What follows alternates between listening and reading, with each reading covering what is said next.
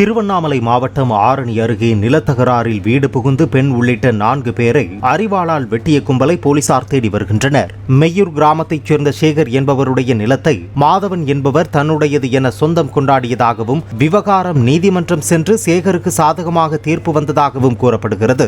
இருந்தும் நிலம் தன்னுடையது என கூறி வந்த மாதவன் 5 பேருடன் சேகரின் வீடு புகுந்து அவரையும் அவரது மனைவி மகன் உள்ளிட்ட 4 பேரை அரிவாள், கம்பி உள்ளிட்ட ஆயுதங்களால் கொண்டு தாக்கிவிட்டு தப்பி ஓடியுள்ளார். இதில் சேகரின் மகன் லோகேஷுக்கு நெஞ்சு எலும்பு முறிந்ததாக கூறப்படுகிறது.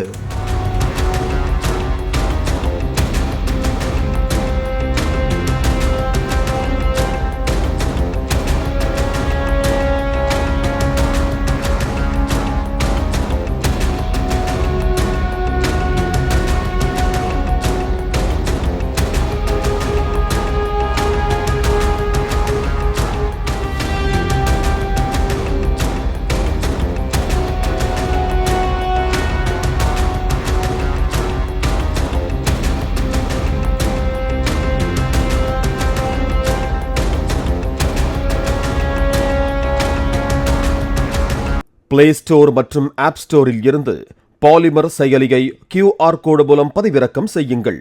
செய்திகளை உடனுக்குடன் பெறுங்கள்.